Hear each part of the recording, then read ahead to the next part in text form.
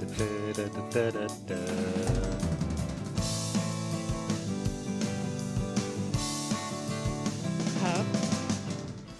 Hallo Kari. Hallo? Hallo, ich höre, glaube ich, alles zu spät, Manuel. Oh nein. Technische Probleme jetzt schon direkt am Anfang? Ich hoffe, es liegt nicht Weißt an du, woran mir. das liegt? Nee, Nee. ich glaube, ich höre mich selber live. Oh, das könnte. Es ist auch gut. Also sollst den Livestream auch genießen Hilfe! heute. Ich höre zu viel gleichzeitig, Manuel. Ja, Was mache ich dann jetzt? den Tab finden, indem du unseren Podcast live auf YouTube verfolgst.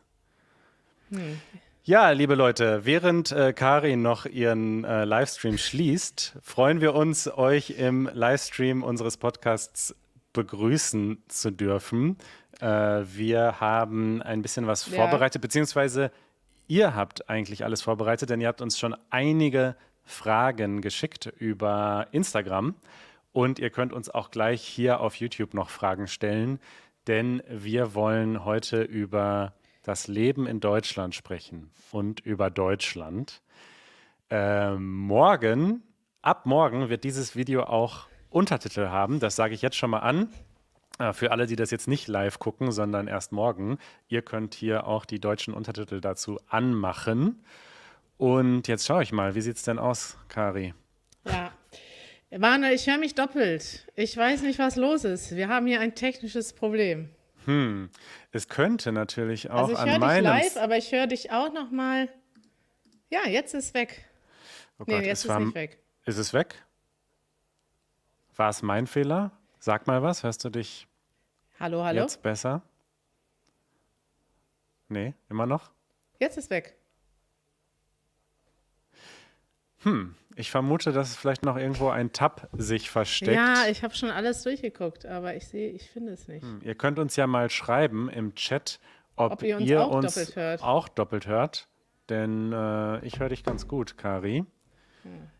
Ja. Also sonst willst du noch mal Chrome neu starten oder Soll ich mal kurz abhauen? hau Und mal gleich kurz ab? wiederkommen? Und ich fange einfach schon mal an, ohne dich. Ja, mach mal das. Wenn das für dich okay ist. Das passt. Also erstmal noch eine Danksagung an unsere lieben Patrons, unsere lieben Mitglieder. Durch euch ist das hier überhaupt alles möglich, denn dank eurer Beiträge können wir das hier alles transkribieren, auch nach der Aufnahme. Und ihr bekommt dann, wie ihr schon wisst, das interaktive Transkript zum Mitlesen. Und alle, die auch Lust haben mitzumachen, ihr könnt auf patreon.com/easygerman gehen und dann freuen wir uns, wenn wir euch bald als Mitglied begrüßen dürfen. Und ich würde sagen, wir fangen einfach an. Ich hoffe mal, dass Kari gleich zurückkommt. Aber wir wollen heute natürlich... Empfehlungen der Woche. Heute ist der Wurm drin. Das ist ein guter Ausdruck. Eure Fragen beantworten. Jetzt seht ihr, wie so eine Podcast-Aufnahme abläuft. In den Aufnahmen drücke ich auch oft auf den falschen Knopf. Eure Fragen. Ich fange einfach mal an, während Kari noch nach dem technischen Problem sucht. Es kommen auch schon einige Kommentare von euch rein. Das ist super schön. Ich fange aber mal an mit einer Frage von Sebastian, der uns gefragt hat, sollte man in Deutschland das Trinkwasser trinken? Wie sauber ist es? Eine ausgezeichnete Frage. Ich weiß von meiner eigenen Weltreise, dass das nicht in allen Ländern leider so einfach zu beantworten ist. In Deutschland ist es aber sehr einfach, denn das Leitungswasser ist tatsächlich überall nicht nur genießbar, sondern tatsächlich meistens sogar sehr, sehr gute Qualität. Meistens besser als das abgefüllte Wasser. Genau, das Einzige, was noch schiefgehen kann, sind die Leitungen im Haus. Wenn man in einem sehr alten Haus wohnt, zum Beispiel in Berlin, dass die Leitungen dann schon so alt sind. Aber sonst geht das auf jeden Fall. Ja, dann hat uns Sportsman geschrieben, was machen die Deutschen am Sonntag? Es gibt fast keine Menschen auf der Straße. Das könnte natürlich ein bisschen damit zusammenhängen, dass jetzt gerade noch Pandemie ist, aber natürlich auch damit, dass in Deutschland alle Geschäfte geschlossen haben am Sonntag. Und tatsächlich haben wir da letztens schon im Podcast mal drüber gesprochen, Episode 151. Was machen die Leute am Sonntag? Kann ich dazu empfehlen. So, Gustavo fragt gerade live auf YouTube, warum bezahlt man lieber in bar in Deutschland? Da haben wir auch gerade schon im Podcast drüber gesprochen. Das ist wirklich sehr seltsam, ein seltsames Phänomen, dass man in Deutschland dem Bargeld nach wie vor sehr viel Vertrauen schenkt und nicht viele Leute mit Karte zahlen und schon gar nicht mit Kreditkarte. Es ändert sich jetzt langsam, auch durch die Pandemie, aber es stimmt, Bargeld spielt in Deutschland nach wie vor eine sehr wichtige Rolle. So, was waren eure Lieblingsfächer in der Schule? Schreibt Nika. Ich selber liebe Mathe und Physik und alle meine deutschen Mitschüler hassen Mathe. Da kann ich aus meiner eigenen Erfahrung sagen, dass das bei mir total von dem oder der Lehrerin abhing. Ich habe Mathe auch ziemlich lange gehasst, bis ich einen unglaublich tollen Lehrer hatte, der das alles so erklärt hat, dass ich es verstehen konnte. Und dann fand ich Mathe auf einmal super. Also ich glaube, ja, ein Lob an alle Lehrer, die mit viel Erfolg das Wissen transportieren. Kari, wie schön, dass du wieder da bist. Manuel, ich weiß überhaupt nicht, was passiert ist. Ich habe alles doppelt gehört. Ich habe dann alles ausgemacht und obwohl alle Programme geschlossen waren, habe ich dich immer noch gehört. Was? Sind wir denn vielleicht noch irgendwie über Telefon verbunden oder so? Ich weiß es nicht. Ich habe dann ganz große Schlücke von meinem Gin Tonic getrunken und meinen Computer neu gestartet. Ja. Und ja, ich wollte dich gerade noch fragen, was du eigentlich so gegen die Nervosität in einem Livestream tust. Und dann bin ich selber ganz nervös geworden.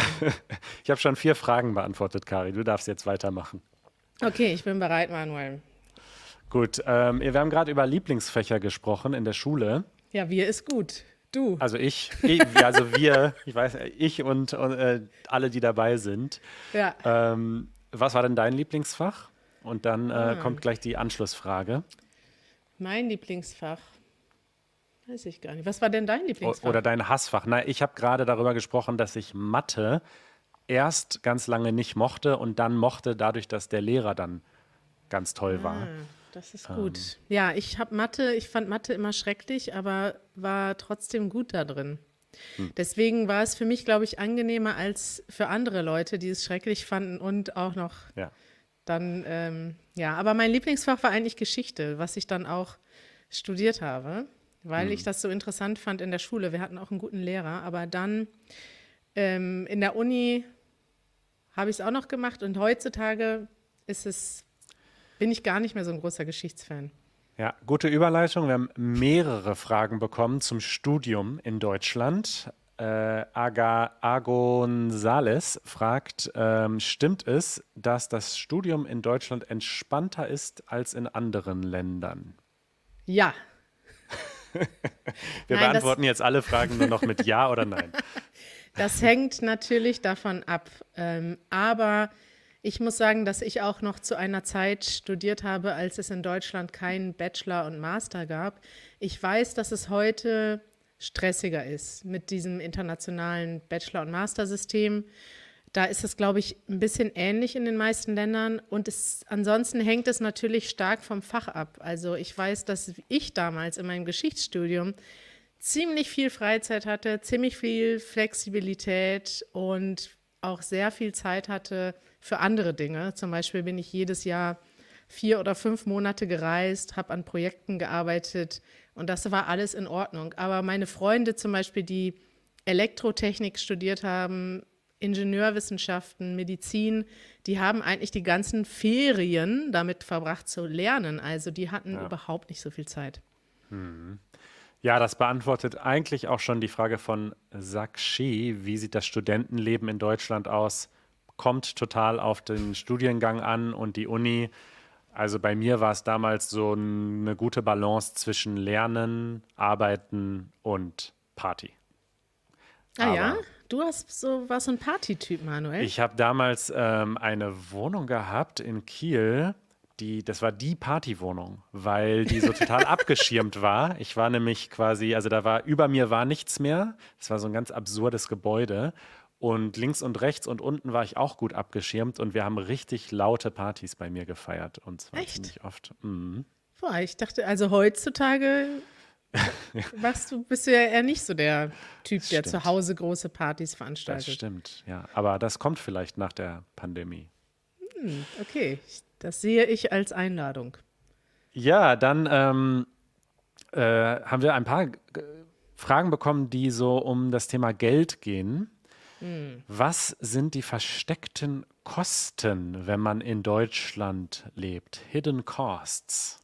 Ja, diese Frage fand ich sehr interessant, denn ich habe das schon selber erlebt in anderen Ländern, in denen Deutsch gelernt wird mit diesem Ziel oder diesem Wunsch, nach Deutschland zu kommen und in Deutschland zu arbeiten. Und ich denke, gerade in den Ländern, wo die Einkommensunterschiede und auch die Währungen sehr unterschiedlich stark sind, da gibt es auch große Unterschiede und auch ein paar Vorurteile. Also in Deutschland verdient man natürlich mehr als in Vietnam im Vergleich in fast den meisten Berufen wahrscheinlich. Aber man muss auch eben darauf achten, dass es in Deutschland auch größere Kosten gibt. Also man kann in Deutschland wahrscheinlich nicht für 200 € im Monat Miete zahlen, sondern es ist richtig teuer. Es kommt darauf an, in welcher Stadt man ist. Wenn man auf dem Dorf ist, ist es billiger. Und in der Stadt gibt es dann eben auch noch, oder sagen wir überall, gibt es dann auch noch andere Kosten, die man nicht mitbedenkt. Zum Beispiel habe ich mir da mal aufgeschrieben, die Mietnebenkosten, also Kosten, die zu einer Wohnung dazugehören, die man aber oft nicht mitzählt. Man sieht dann zum Beispiel, die Wohnung kostet 600 €, aber dann muss man selber noch draufzahlen. Man muss die Heizung zahlen, Strom zahlen, Internet. Man muss sogar für das Fernsehen in Deutschland zahlen, es sei denn, man ist Student, dann kann man davon ausgeschlossen werden. Also da gibt es einiges. Auch die Krankenversicherung zum Beispiel ist etwas, das habe ich auch gehört von Leuten, die nach Deutschland kommen, die gesagt haben, toll, in Deutschland gibt es Krankenversicherung umsonst, aber sie ist nicht umsonst, sondern sie ist nur verpflichtend. Ja, richtig. Kommst nicht drum rum, aber man muss sie schon bezahlen, ja. Und gerade wenn man dann so wechselt, wenn man mit dem Studium fertig ist, als Student ist es super billig, aber wenn man dann plötzlich sich selbstständig meldet, aber noch gar keinen richtigen Job hat, weil man verdient vielleicht auch immer noch nur 700, 800 € und die Krankenversicherung kostet dann plötzlich 200 oder 300 oder sogar mehr, dann kann das schon schnell so eine versteckte Kosten sein, die man vielleicht nicht mitbedacht hat. Ja, auch noch eine hohe auch noch zu den Kosten zählen ja die Steuern, die man bezahlen muss. Und dazu hat uns Albert gefragt, wie viel Steuern zahlt man denn in Deutschland? Es gibt natürlich ganz viele verschiedene Arten von Steuern für individuelle Menschen und für Unternehmen.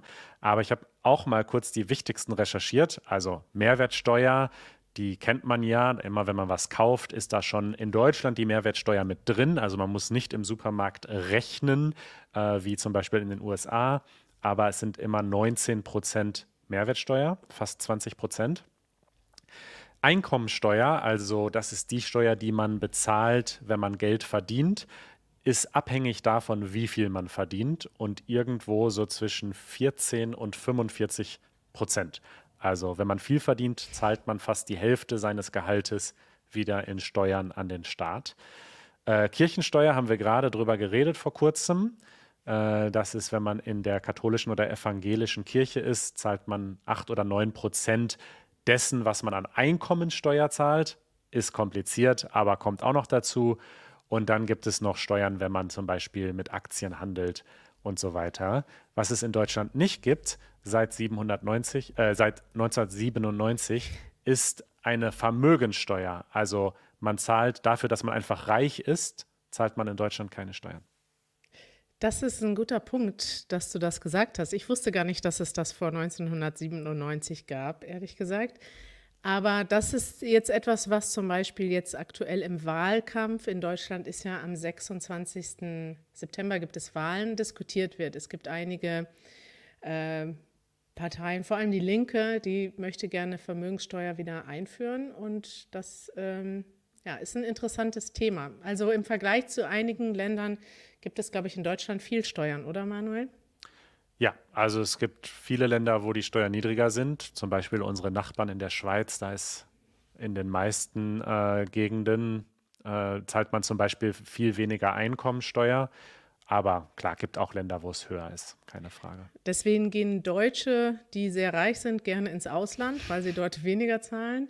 Aber ich muss sagen, ich bin persönlich ein Fan von Steuern, denn ich denke, dass wir in Deutschland ja auch eine gute Infrastruktur haben und das vergisst man manchmal. Wir reden zwar oft darüber, was nicht funktioniert, wie zum Beispiel Internet, aber grundsätzlich ist es ja so, dass mit den Steuern alles bezahlt wird. Also ein halbwegs gutes Bildungssystem, ein halbwegs gutes Gesundheitssystem und Und auch ich ein mag soziales das Netz. Niemand ja. muss in Deutschland so richtig Angst haben, dass er gar nicht mehr essen kann oder gar nicht mehr leben kann.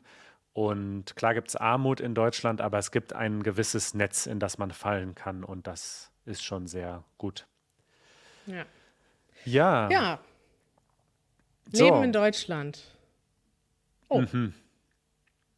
Oh, habe ich das Falsche? Ach so, Steuererklärung. Oh Gott, wollen wir darüber reden? Ja, also eine Steuererklärung, da gibt es unterschiedliche Sachen. Bardo hat gefragt zum Thema Steuererklärung, wollte er gerne mehr wissen. Ja. Vielleicht machen wir da nochmal einen eigenen Podcast zum Thema Steuern, Manuel. Wär das was? Und dann laden wir mal einen Experten ein, jemand, der sich damit besser auskennt als wir. Ja, gerne. Also, ja, ich habe einen Steuerberater, muss ich sagen, Gott sei Dank.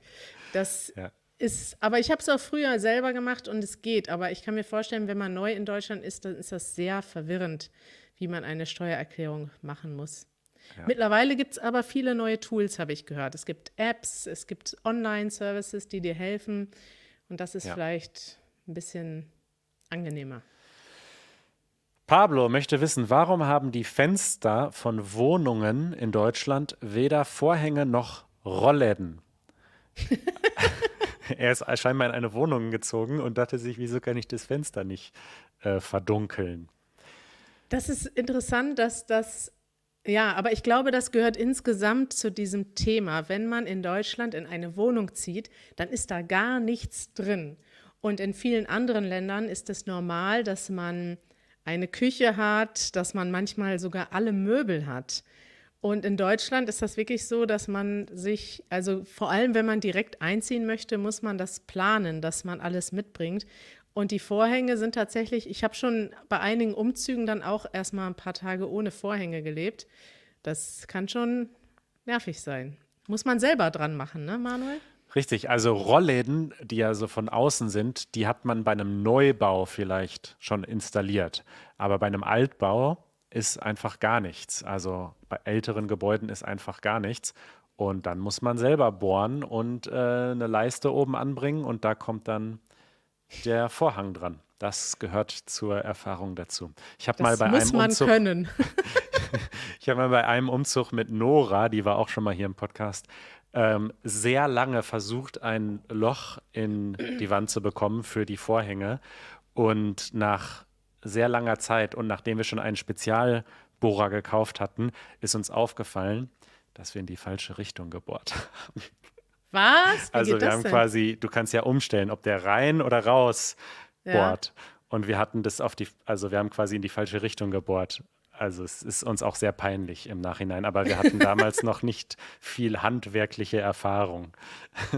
Krass, aber ja, sowas könnte auch sein, dass ich das nicht merke, ehrlich gesagt. Sowas lernt man dann. Manuel, wollen wir ein paar Live-Fragen beantworten? Unbedingt. Hier, das ist eine Frage, die kannst nur du beantworten. Ja. Wenn überhaupt. Funktioniert ein analoger Fernseher noch in Deutschland? Will Nick wissen. Ich glaube nicht. Ich glaube, selbst Flachbildschirme, die noch nicht irgendwie so eine bestimmte Digitaltechnik unterstützen, funktionieren auch schon nicht mehr. Es wird alles auf irgendwie verschlüsselt Ich kenne mich auch nicht so genau damit aus, aber ich glaube, wenn man so ganz alte Fernseher hat, wird es schwierig. Ja, mehr kann ich dazu auch nicht sagen. Aber ich finde die Frage von Gustavo sehr interessant. Liebe Grüße an Gustavo. Wie stellt ihr euch Deutschland in 20 Jahren vor? Manuel, haben wir dann endlich schnelles Internet?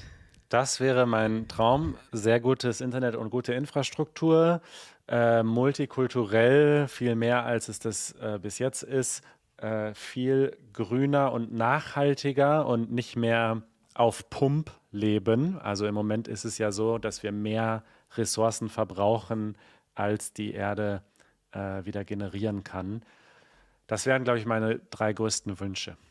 Ja, denkst du, dass Deutschland, wir haben ja die Tage darüber gesprochen, dass es jetzt dieses Urteil gab am Bundesverfassungsgericht und das Urteil besagte, dass die Bundesregierung noch nicht genug tut für den Klimaschutz. Und Ja. ich könnte mir gut vorstellen, ich meine, wenn man sich überlegt, was sich alles in den letzten 10 Jahren verändert hat, ne? Also vor 10 Jahren war Klimaschutz überhaupt noch, also es war auf der Agenda, aber niemand hat das so ernst genommen, weil es auch nicht so einen krassen öffentlichen Druck gab. Den gibt es jetzt.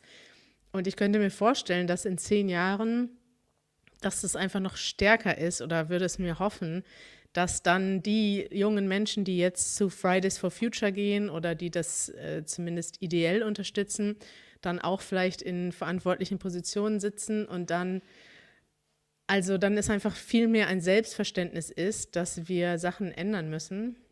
Ja, das wäre meine Hoffnung. Das muss passieren. Das muss passieren. Ja, ich habe noch eine Live-Frage hier, Manuel. Oder hast du noch eine schieß los. von unserer Instagram-Liste? Habe ich auch, aber mach du mal. Wir haben sehr viele Fragen. Erstmal danke an euch, dass ihr so viele Fragen stellt. Und das macht uns auch Spaß, die zu beantworten, sofern das technisch hier funktioniert.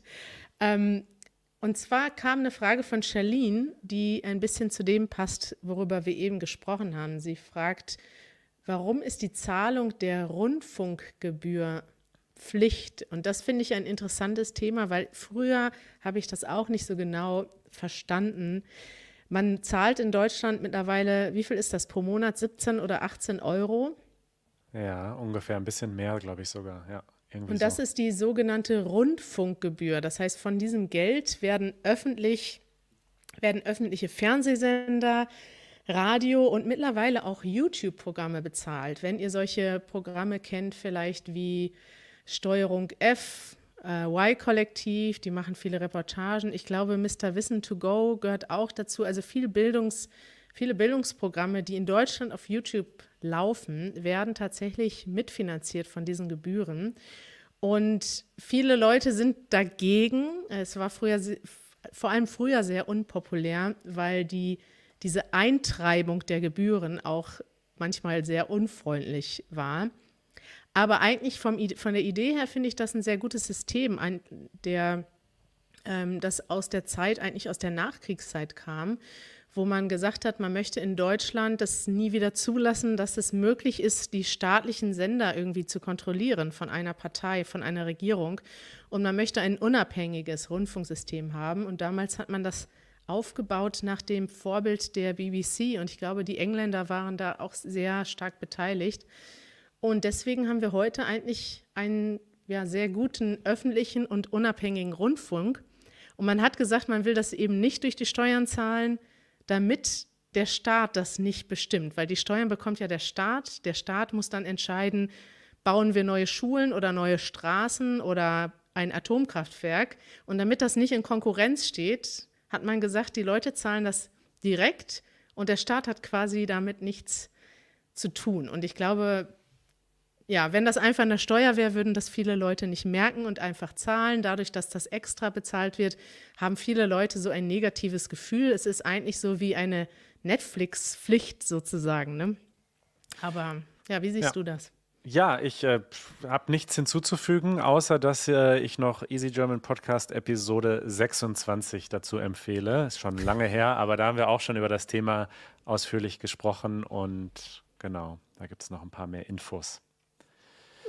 Ja, Kari, Ja, Andres möchte wissen, ist es wirklich so kalt in Deutschland, wie alle sagen? ja. Ja, kommt drauf an, wo man herkommt. Wenn man aus Norwegen kommt, ist es in Deutschland wahrscheinlich ganz okay. Ja. Aber ich muss auch sagen, ja, haben wir schon öfters im Podcast drüber geredet, diesen Winter, wo ich zum ersten Mal nur monatelang am Stück in Berlin war, ohne Reisen. Ja, es ist schon kalt, oder? Es ist Ja. nicht furchtbar. Man kann auch lernen, bei minus 10 Grad draußen spazieren zu gehen und das zu genießen, aber ist schon schöner, wenn es 30 ist, finde ich persönlich. Man muss natürlich dazu auch sagen, dass Berlin einen ausgesprochen harten Winter hat. Ich glaube, die sonnigste Stadt Deutschlands ist Freiburg. Die hat die meisten Sonnentage. Also alle, die sich nach Sonne sehnen, sollten nach Freiburg ziehen. Sowieso eine wunderschöne Studentenstadt. Guter Kari, Tipp, Manuel. Toll, Okay. zieh einfach nach Freiburg. Problem gelöst. Amber möchte wissen, was ist ein guter Witz auf Deutsch oder über Deutschland? Ich habe einen. Ich lache jetzt schon, Manuel. Beim letzten Mal haben meine Witze nicht so gut funktioniert, als wir eine Sendung mit Witzen gemacht haben. Ja. Aber mein Lieblingswitz auf und über Deutschland geht so. Wie viele Deutsche braucht man, um eine Glühbirne zu wechseln? 10. Einen. Wir sind nicht sehr witzig und sehr effizient. Ah. So landen meine Witze immer bei dir. Ja, man hätte auch sagen können 10. So einer, der das Formular vorbereitet, einer, der die Risiken recherchiert, einer, der eine Versicherung abschließt, Das der stimmt. andere, der die Leiter hält, der zweite, der die Leiter absichert nochmal, der dritte guckt, ob kein Wind kommt. Ja, Der nächste beschwert sich bei den Nachbarn, weil es ist Sonntag und es ist eigentlich gar nicht erlaubt. richtig, Ja. richtig. Manuel, ich sehe Jo. gerade, wir hatten ja auch Fragen an unser Team. Ja. Ich glaube, die hast du am Anfang übersprungen. Kann das sein? Das ist korrekt. Du warst Und ja nicht zwar- da. Ich war ja ohne Team hier. Es tut mir sehr leid, Manuel. Und zwar gab es da eine Frage von Jay oder J. Ich weiß nicht, der Name war abgekürzt. Können wir die Hipsterbrille von Manuel anschauen und genießen beim Live-Video? Wäre cool und ich muss sagen, wir machen das jetzt schon. Liebe Leute, das ist die neue Hipsterbrille von Manuel.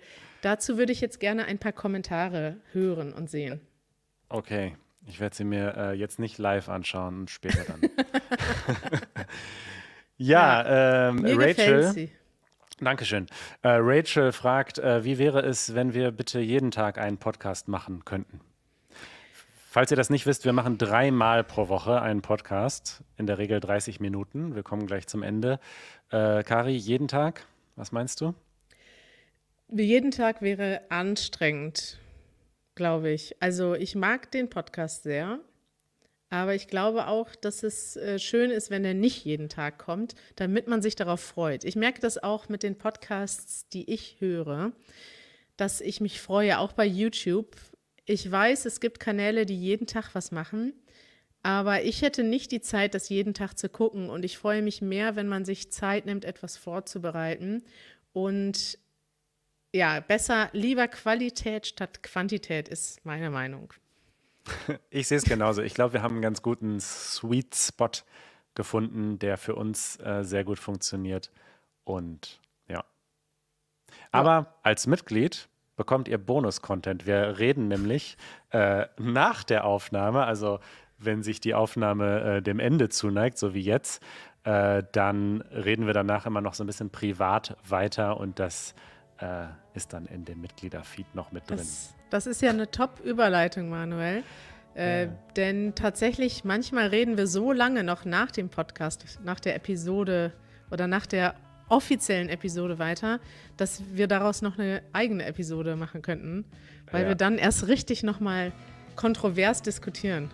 Manchmal. Manchmal sind es auch nur 2 Minuten. Ja, stimmt. Wenn Und du man hört unsere technischen Probleme. So wie jetzt. So wie heute. Ja, tut mir leid, dass wir ein bisschen holprig in die Sendung gestartet sind, weil ich ein technisches Problem hatte. Es hat mich trotzdem sehr gefreut, mit euch zu quatschen und eure Fragen zu beantworten. Mich auch. Es war trotzdem total schön mit dir, Kari, und wir hören uns übermorgen wieder. Bis dann. Ciao, bis bald. Ciao.